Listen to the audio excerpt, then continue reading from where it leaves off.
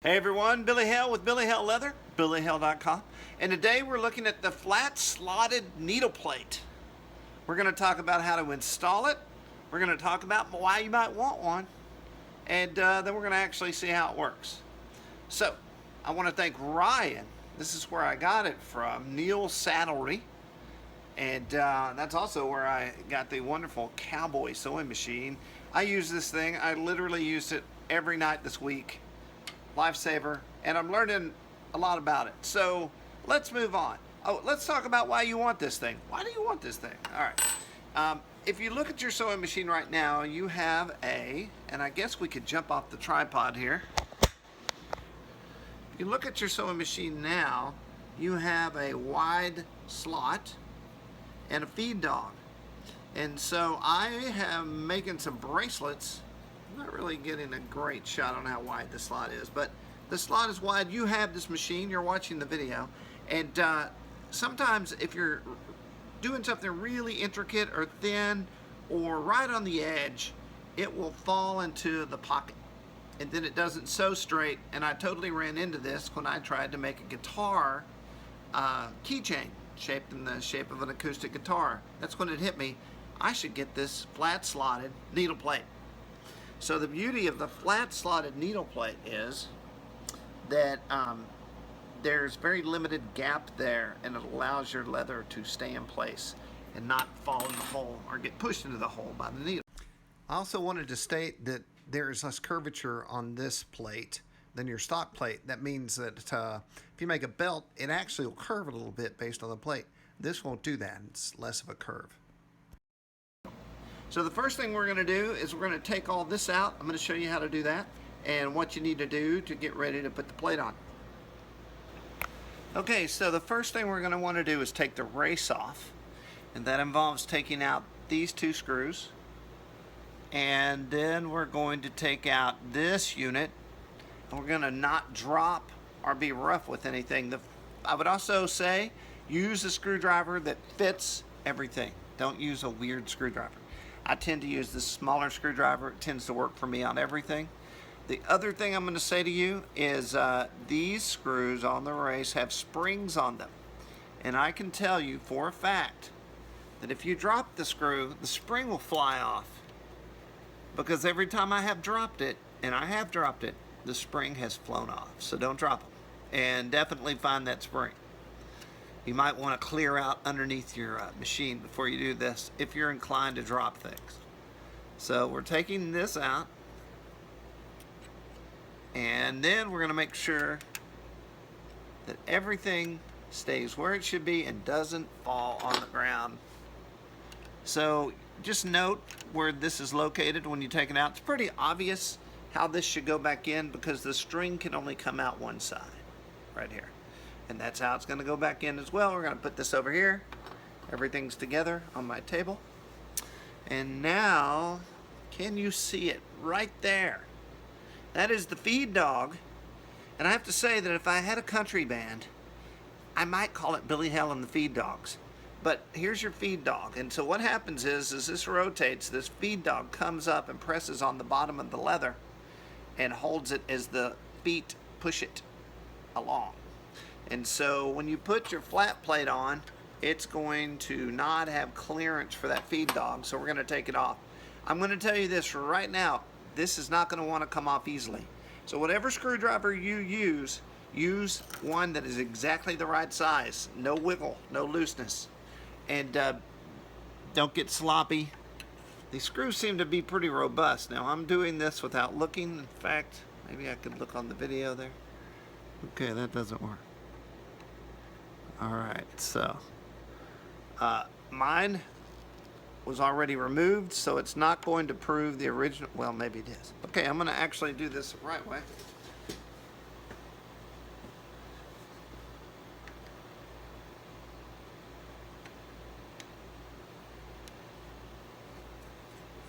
Alright, now let's not, evidently this is a specialized screw. So we're going to make sure you can do a couple of things here.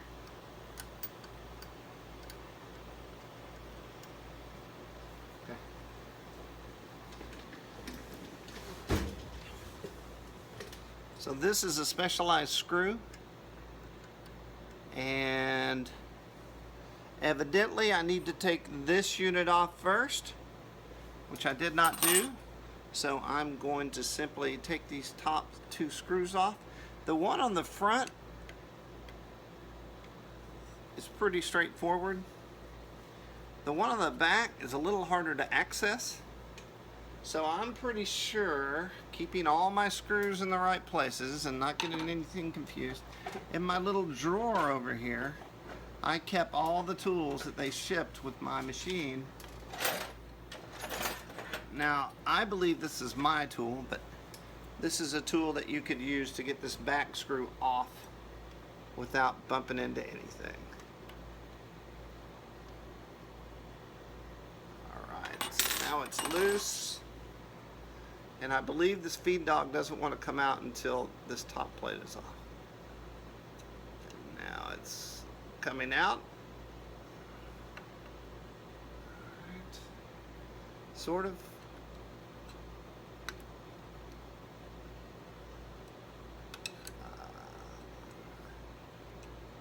Alright, there's definitely a better tool than both of these that I'm sure you could use. A shorter ratchet style screwdriver. Alright, so now this wide gapped unit is off. And now the feed dog can come free. There's your feed dog. So now you have an option. You can put that screw to the feed dog back in, or you could put the feed dog and the screw together in a bag, like a plastic baggie. That is probably what I'm going to do. Alright, now, when Ryan sends you this, he makes sure it fits your machine. These are made for 42s and the Cowboy 3200. Maybe it's the 4500. I don't own the big one, so I don't know. And so, there's a couple of things you want to make sure of. Okay, so when you get in these holes right here, you want to make sure that they haven't wallowed out so much that your screws will go right through and then lift up. So we're going to check that out. The other thing is we're going to check needle alignment to make sure we're getting in there correctly. So I am pretty sure these holes are bigger than what I can use. So I'm going to first try some locking washers. Let's see if that will get me on. I'm going to finger tighten this thing.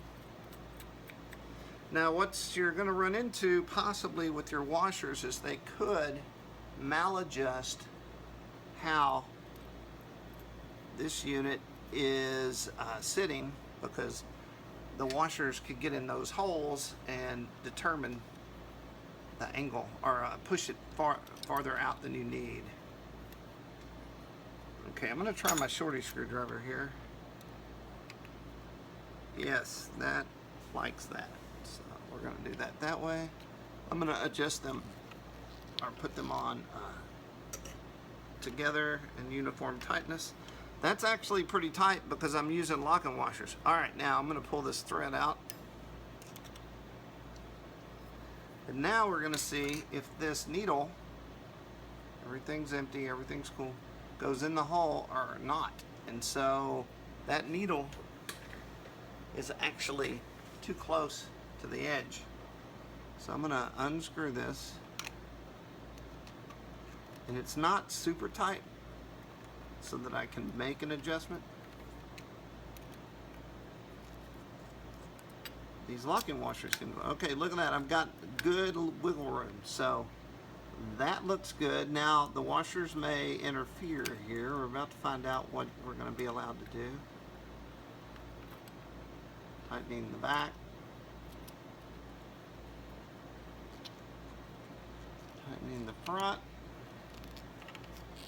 Alright, I'm getting kind of tight. You know, you never want to get too tight on anything metal. It will only go so far. Alright, I feel good about that. This plate is on nice and secure. Now it's time to reverse and reinstall over here, so we'll drop down and go take a look at that. Alright, we're going to take this young lady and hook down at a clockwise direction. I'm going to make sure we're rotated in a happy way. Alright, so that's there. I am not going to take my finger off that. I'm sure it will leap right out of there if I let it. I'm going to take my race with the screws are already in there, and that's also dangerous because if you tilt it back, they could both jump out on you like that. Having thread in here, it doesn't help, but I'm taking that out. So, although I'm sure I could. All right, now I've got this in, and I'm going to finger tighten one to get it on and finger tighten the other. And now we're going to talk about how these work. So, using this handy tiny screwdriver, you do not want to tighten these all the way down. You're going to want to, but that's not how it works. You're going to tighten it down till you can't see the spring and stop, which isn't tight. It's a little bit loose. It's true.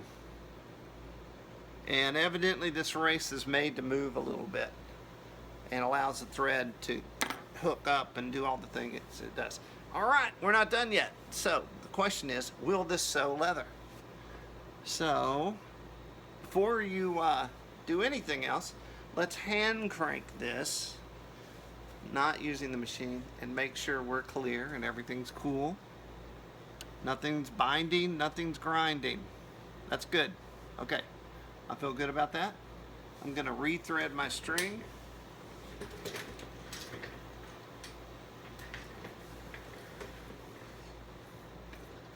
All right. So maybe we'll go back up.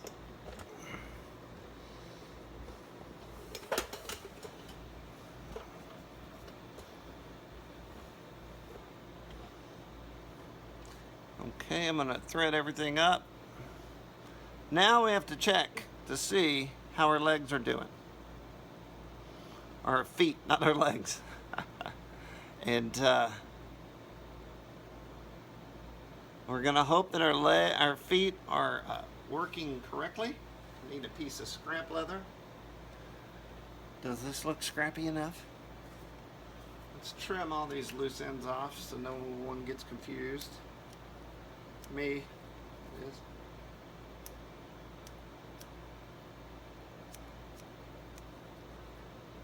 All right. Now, this is without that lower feed dog, the only thing pushing your leather now is pressure against the plate by the feet. There's no feed dog from the bottom coming up and helping you. So what we need to see also, when you put this plate on and lose that feed dog, it's going to shorten your stitch length over here on your stitch length adjustment. So you have to take that in consideration. All right, we're shifting into first gear, or forward. We're in reverse, or R. I'm gonna move our light around. Oh,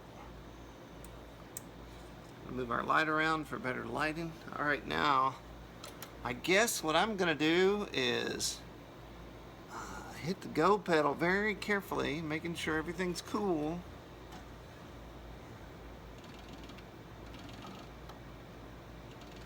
All right, and we're down. That worked. Tension down, tension down, tension down, tension down.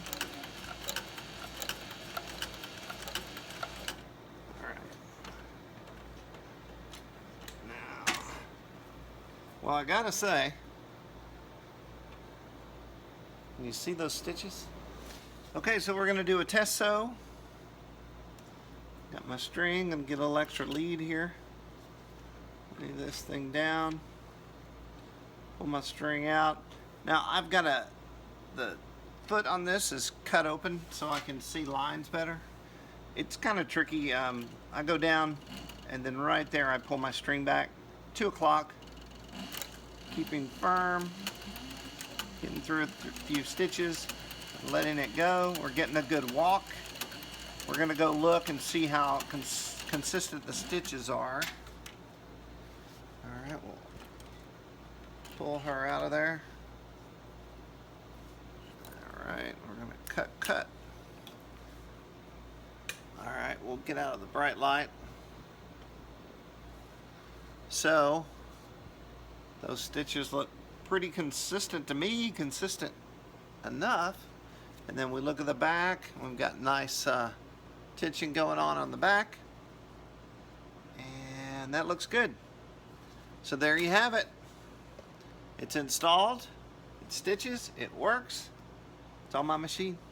Once again, thanks Ryan at Neil Saddlery, and you can go check it out at Neil's site.